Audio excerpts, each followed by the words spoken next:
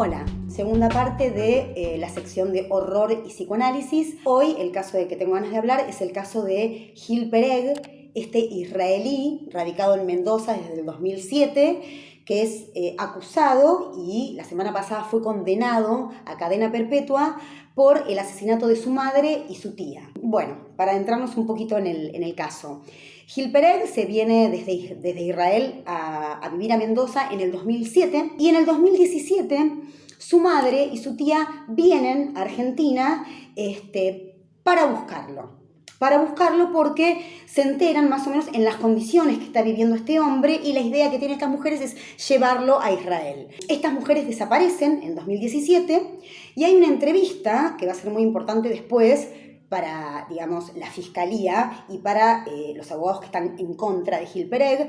Hay una entrevista que le hace una periodista a pocos días de desaparecer su madre y su tía, donde él está en su casa, pero la atiende a esta periodista con la puerta cerrada. Su casa es un predio como de 2 manzanas, donde él vive ahí, y Gil Pereg está con el pelo corto, prolijo, se lo ve sí extremadamente flaco, y habla con la periodista y le dice que sí, que efectivamente su madre desapareció hace un día o dos, que él está preocupado, que él trató de comunicarse por teléfono y vía Facebook y no le contestan, y que él está seguro que les pasó algo malo. Él piensa que o alguien del barrio o el Mossad, ¿no?, el servicio de inteligencia israelí, las secuestró. Primer dato raro, uno diría, ¿no? Alguien del barrio o el Mossad las tiene secuestradas. El sábado de la noche se salieron de acá y se fueron para allá, para tomar el micro, para volver al departamento que alquilaron en el centro, y esa es la última vez que lo vi. Estoy seguro que le pasó algo malo. ¿Cómo desaparece a casi una semana y no te pasó algo malo? Como es el más allegado de estas mujeres y si siguen sin aparecer, la policía lo toma como principal sospechoso y allanan la casa.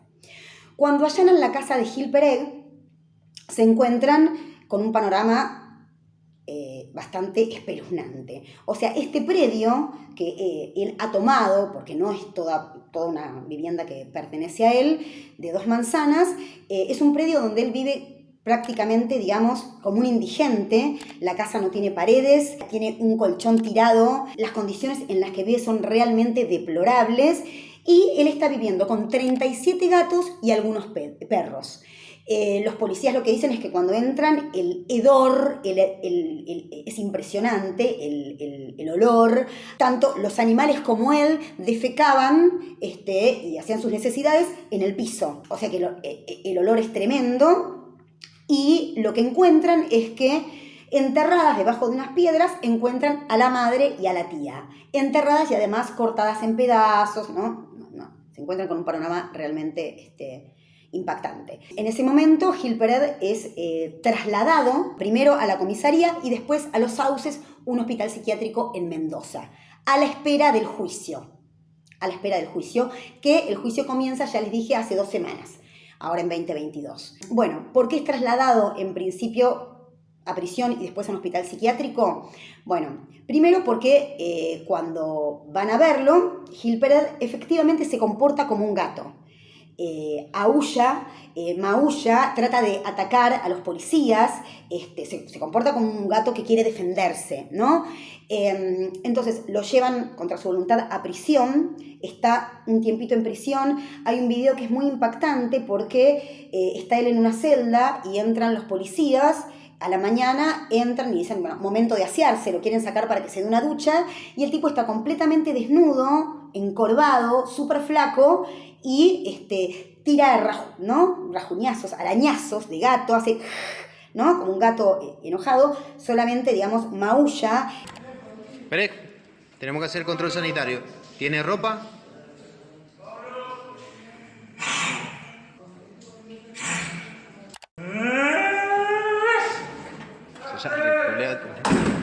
Y de hecho, él está ahí más o menos un mes en esta prisión. Los compañeros de celda se quejan porque no los deja dormir de noche porque maulla toda la noche este hombre. Después, como les dije, es trasladado a un hospital psiquiátrico.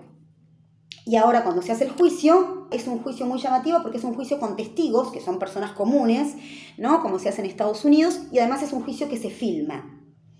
Vuelvo a 2020, ¿no? 2017 el asesinato, en ese momento la celda y después el manicomio. 2021, lo traen para ser juzgado. Hay también un video muy impresionante que es el primer día que se inicia el juicio, está Gil Pereg ahí y la jueza tiene que interrumpir el juicio porque no para de maullar. O sea, la jueza le dice silencio, silencio, toca el martillo y el tipo no para de maullar. No para de maullar y efectivamente no está en condiciones de declarar, se lo tienen que llevar. Bien, bueno, señor Gil Pereg, basta. Trasládenlo y que permanezca en la sala escuchando todo lo que ocurre aquí en la sala. Bueno, en ese momento la disyuntiva y la pregunta que aparece, que a mí me parece que es una mala pregunta, otra cosa es lo que judicialmente se haga y lo que piensen los abogados respecto a que efectivamente este tipo es condenado a cadena perpetua por el crimen que realizó.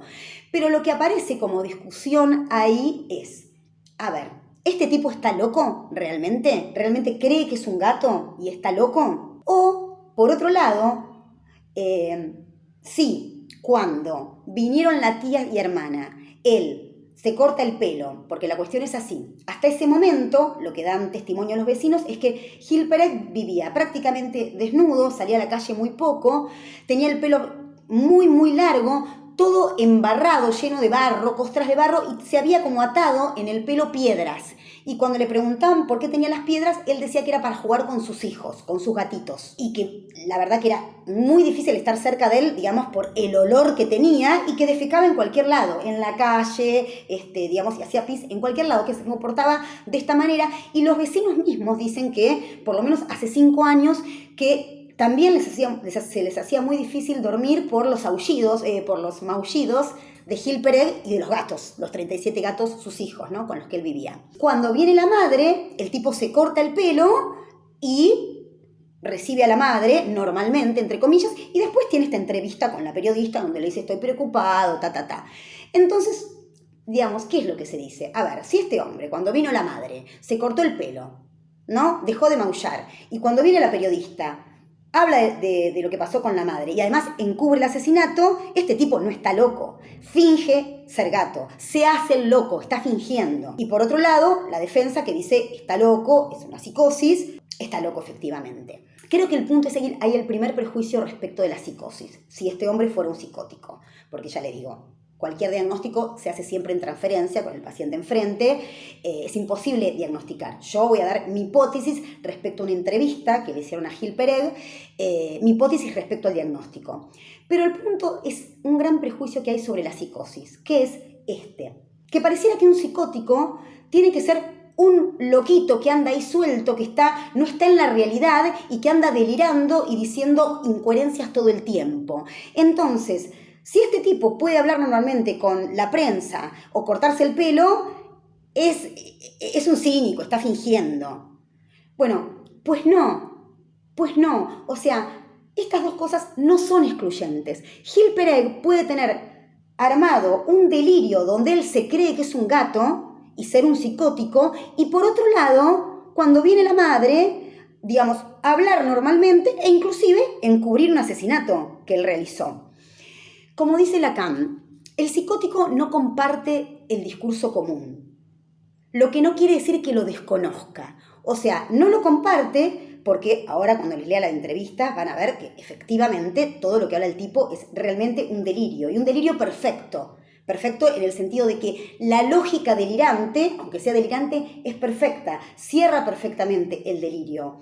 Entonces, eso quiere decir que no comparte el discurso común. Alguien que dice que es un gato, bueno, no comparte el discurso de todos, el discurso corriente.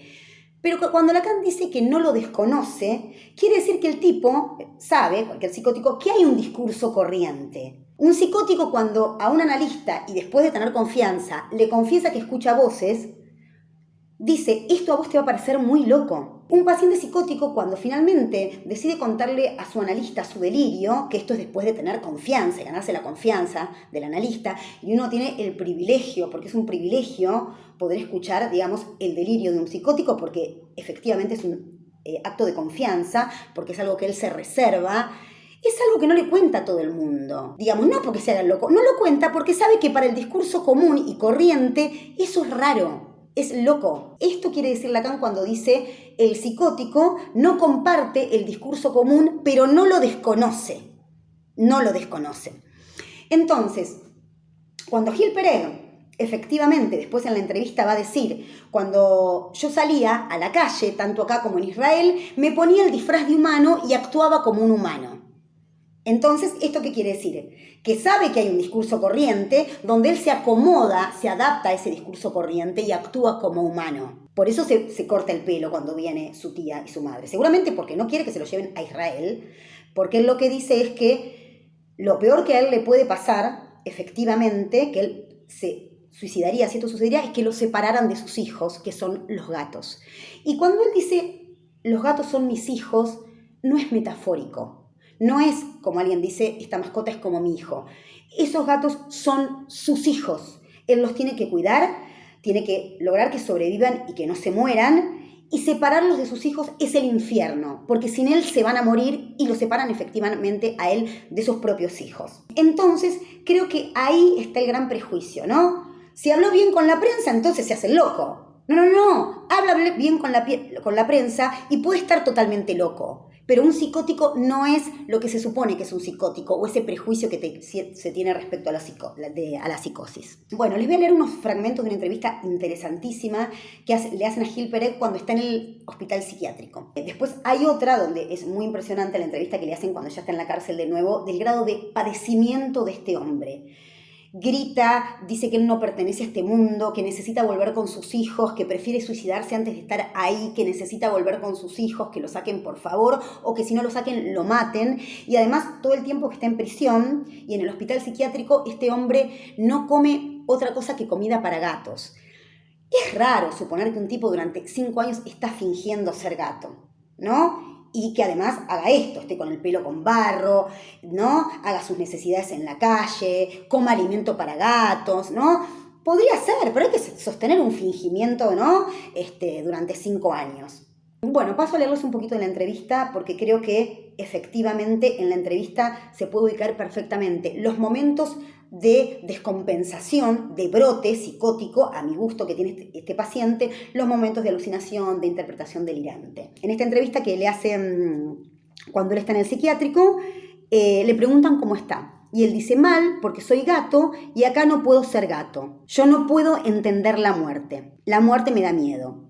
¿Le da miedo o no la puede entender?, le pregunta el periodista. Y él dice, no la puedo entender. Y esto es literal. Van a ver por qué. Digamos, no es que alguien dice, está bien, es una locura un día estar vivo y al otro día estar muerto. Él efectivamente no la puede entender. Digamos, ahí cuando se confronta con la muerte, que es uno de los nombres de la castración, digamos, el tipo no puede con eso y se brota. Es muy difícil entender que hay una criatura con vida, que piensa, que siente cosas y que después está muerta. No existe nada, solo algo negro. De un día para el otro dejas de estar. La muerte de mis abuelos me hizo pensar mucho. Yo siento que hasta ese momento, que mis abuelos estaban vivos, yo tenía como los ojos cerrados. Cuando murieron mis abuelos se me explotó la cabeza. Yo entendí que no puedo vivir en este mundo de ustedes. Él no entiende la muerte, no se sabe bien, estaría muy bueno tener ese dato de cuándo murieron los abuelos, pero esto es una de las descompensaciones que él tiene. Ahí cuando mueren los abuelos, al tipo le explota la cabeza. Digamos, si neurosis y psicosis y perversión pueden pensarse como respuestas distintas a la castración, uno de los nombres de la castración es la muerte, ¿no? El misterio de la muerte. Cuando el tipo se encuentra con la muerte de los abuelos, no puede con eso y se brota, efectivamente. Me explotó la cabeza. En ese momento me di cuenta que no podía vivir en el mundo de ustedes. Y continúa. ¿Cómo es nuestro mundo?, le pregunta el periodista. Ustedes lo ven al mundo como que hay humanos y después están todos los otros. Las plantas, los animales, la tierra. Para mí no existen humanos, no existen animales. Para mí todos los que viven en el mundo son criaturas. Hay criaturas que caminan en 2 patas y hay criaturas que caminan en 4 patas. Las criaturas de 2 patas, que ustedes llaman humanos, tienen el cerebro más grande y pueden pensar. Como pueden pensar que existe la muerte y tenerle miedo a la muerte. Las criaturas de 4 patas no pueden pensar que existe la muerte, por ende no le pueden tener miedo a la muerte. Solo viven para sobrevivir, ¿no? Los humanos pueden tenerle miedo a la muerte, los animales solo se encargan de sobrevivir. No piensan en la muerte, no piensan en esto que es que alguien de un día para el otro puede dejar de existir. Los humanos pueden pensar sobre su muerte, porque podían pensar sobre su muerte, esto es interesantísimo, podían tener miedo a la muerte. Y como tenían miedo de su muerte, inventaron a Dios, inventaron el infierno e inventaron el paraíso. Es una locura pensar que un día voy a dejar de existir. ¿Cómo puede ser eso? Y te podés volver loco. Efectivamente es lo que a él le pasa. Cuando él se confronta con la idea de la muerte, con la muerte de los abuelos, se vuelve loco, se brota. Te podés volver loco. Entonces ustedes inventaron todo esto. Inventaron la vida después de la muerte para poder vivir la vida bien en este planeta. Al enigma de la muerte se inventa un Dios y todo, la cuestión del Dios, de la vida después de la muerte, para poder vivir en este mundo, ¿no? Sin volverse loco, como dice él, ¿no? Es interesante porque Freud dice que la religión es un delirio, ¿no? Freud dice, es un delirio, o sea, al enigma de la muerte, como es su angustia y enigma, que pasa después de la muerte, se inventa un delirio como respuesta a ese agujero que es la muerte, que tranquiliza, que hay un Dios que nos cuida, que hay una vida después de la muerte, y el tipo está hablando efectivamente de esto, ¿no? La religión es un delirio, está diciendo. Ustedes inventaron todo este cuentito para no pensar en la muerte, ¿no? Inventaron la vida después de la muerte para poder vivir la vida bien en este planeta. Interesantísimo. Primer punto, que no es el primero, pero el primer punto que él menciona es primera explosión de la cabeza, confrontación con la muerte de los abuelos. Después va más atrás y dice, yo ya empecé a sentirme mal cuando estaba en Israel. A mis 18 años tuve que hacer el ejército. En Israel, como algunos sabrán, el ejército es obligatorio para hombres y mujeres. Hay que cumplir 6 meses obligatorio del ejército. Él a los 18 años entra en el ejército. No puede estar los 6 meses porque él dice, me echaron por loco. Dice, un suceso que me detonó, ahí se puede pensar en un primer brote, fueron mis 6 meses en el servicio militar de Israel. Allí vi el horror que pueden hacer los hombres, matar a un semejante. Esto me detonó, me dieron la baja porque me dijeron que estaba loco. Luego cursé mis estudios de ingeniería en la Universidad de Technion, pero volví a recaer. Me detuvieron cuando corría desnudo y sucio en el campus universitario. Otra descompensación. El tipo es un tipo muy inteligente, se recibe de ingeniero en la universidad. Primero, digamos, lo sacan del servicio militar por loco, empieza sus estudios, de alguna manera vuelve a descompensarse, lo detienen desnudo en el campus universitario y lo internan. Lo internaron, sí, me internaron en un manicomio. Y después los médicos me enviaron a la casa de mi madre, quien me cuidó y me llevó de comer todos los días a mi habitación. Yo me sentía a punto de morir. Yo ya estaba del lado de los muertos hasta que vi una alucinación desde mi cama. Vi una alucinación. Primer fenómeno elemental, la alucinación. O sea, encuentro con la muerte de sus abuelos, encuentro con la muerte en el servicio militar, ¿no? Los están preparando para matar. Encuentro con la muerte, encuentro con la castración, ¡puf! Se le explota la cabeza. Brote psicótico. Ahí brotado tiene el primer fenómeno mental, la alucinación.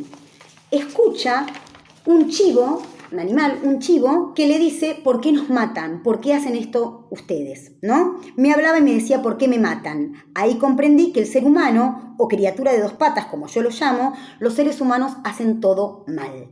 ¿Cómo siguió la conversación? Días después, dice Pereg, vi a un gato que me maullaba. Lo viví como una señal. Interpretación delirante o intuición delirante, ¿no? Diría Lacan. ¿Qué es una intuición delirante o una interpretación delirante? Es un dato de la realidad, efectivamente el tipo vio a un gato maullar, es interpretado delirantemente. No tiene una interpretación, vi un gato pasar X. O sea, no es una alucinación ese gato, como el chivo, no es una alucinación, es un gato que él ve, pero él ahí hace una interpretación delirante. Ese gato le hace signo, me maullaba, lo viví como una señal. Ese día decidí convertirme en gato. Alucinación primero, intuición o interpretación delirante, ese día decidí convertirme en gato. Hay algo que yo siempre digo, es que el psicótico no se cree, como este chiste, Napoleón, o no se cree un gato. Siempre es tomado por, es pasivo frente a eso. O las voces le hablan y le dicen cosas, o lo miran diciéndole puto, o lo miran y le dicen guerrillero. Bueno, este tipo dice, decidí ser gato, ¿no? ¿Se cree gato? Bueno, estaría en contra de lo que yo digo, que el psicótico es tomado por. Pero más adelante él dice algo. Le preguntan, él tiene un nombre de gato, entonces le preguntan de dónde sale. Usted se hace llamar, y el nombre de gato que él da. Y él lo que dice es que el mismo día que ve al gato maullar, se le apareció un ser de 1 metro, de unos 1000 años, con forma de gato. Cabello largo blanco, que se presentó como el señor Badhus. Muy viejito, como un padre. No fue una alucinación, fue real, fue un milagro. Él me salvó de morir en esa cama. Y él me bautizó con ese nombre de gato. O sea, es tomado por gato, es bautizado por gato, por este Badhus que él escucha o que ve, ¿no? Por esta alucinación que él ve. Entonces, es a partir de que este hombre lo bautiza, que uno diría es casi un padre, ¿no? Un señor viejito de 1000 años, lo bautiza como gato. A partir de ahí, dice, empecé a actuar como un felino. Incluso lo hacía delante de mi madre. Defecaba en la habitación y comía alimentos para gato y maullaba. Después dice que él está muy preocupado de estar en ese hospital psiquiátrico, primero porque los separaron de sus hijos, ¿no? Que son los gatitos. Y porque además Badhus le dijo que, además de bautizarlo como gato, él tiene una misión en la vida. Ahí se ve cómo el psicótico es tomado por, o sea, a él no se le ocurre ser gato. Se le aparece Badhus, obviamente es una alucinación, lo bautiza como gato y le dice, vos tenés una misión en la vida que es sobrevivir vos y que hacer sobrevivir a tus hijos, ¿no? Que son los otros gatos. Porque Badhus le cuenta que hay unos seres muy pequeños que se llaman ghoulies, que son como unos demonios pequeños que se meten por las tuberías, aparecen por el inodoro y asesinan a los animales, a los gatos y a los perros. Entonces él todo el tiempo se tiene que encargar de sobrevivir. Y Badhus es quien lo cuida todo el tiempo. Entonces uno diría, el delirio es perfecto. Es perfecto en el sentido de que es un delirio, obviamente, es una locura, pero cierra. Es un delirio que la lógica es perfecta, la explicación que da el tipo es perfecta, los momentos en que se brota, la alucinación, la interpretación delirante y cómo a partir de esos fenómenos elementales él va armando todo un delirio. Y uno diría, ante la muerte se brota, pero después la respuesta que da, ahí la subjetividad de él, responde con un delirio. Digamos, si el problema de los humanos es que piensan en la muerte, y es enloquecedor pensar en la muerte, él es un gato, entonces ahora está preocupado por sobrevivir, que es lo que tanto lo preocupa, ¿no? Cuidar a los gatitos de los ghoulies, cuidarse a él. Él ya no tiene el problema de pensar que un día para el otro se puede morir, que es enloquecedor. Él solamente se encarga de sobrevivir, como los gatos. En ese punto, ¿no? Como también dice Freud, el psicótico ama al delirio como a sí mismo. A esto que le viene desde afuera, que son las voces, las alucinaciones, la interpretación delirante, lo que le viene de lo real, digamos, él responde con un delirio. El delirio, por más loco que sea, es la mayor expresión de subjetividad. A eso que le viene de afuera y que lo deja totalmente pasivo y mortificado, él responde con su delirio. Se arma un delirio que, como él dice, le permite vivir de una manera habitable este mundo. Pero no el mundo de los humanos, el mundo que él se crea, que él se inventa. Yo creo que es, digamos, si hablamos de los psiquiátricos, de la psiquiatría clásica, esto es una parafrenia, se ve muy poco. La psicosis se divide en esquizofrenia, paranoia y parafrenia. La parafrenia es un delirio paranoide, porque lo quieren matar, lo persiguen los ghoulies, pero lleno de elementos fantásticos, a diferencia de la paranoia que no tiene elementos fantásticos. Yo creo que esto es una paranoia, es un delirio riquísimo, hermosísimo, digamos, hermosísimo en el sentido de lo rico que es para escuchar, y yo creo que este hombre es un parafrénico. Ahora, es psicótico, pero no es boludo, no desconoce el mundo y el discurso corriente. Entonces, no es incoherente que el tipo actúe, como dice él, como un humano, se corte el pelo cuando viene la madre y pueda hablar normalmente. Ahora, ¿eso quiere decir que está fingiendo? No, es un psicótico que ha sido condenado a cadena perpetua y espero que se le dé un tratamiento con medicación. Porque, digamos, si la idea es que este tipo está fingiendo, la va a pasar muy mal en prisión. Bueno, fundamentalmente este caso, que es súper interesante, tiene que ver con este punto central. Un psicótico no es alguien que está fuera de realidad, un loquito, un idiota que anda diciendo delirios y boludeces todo el tiempo. Un psicótico es, para mí, este hombre.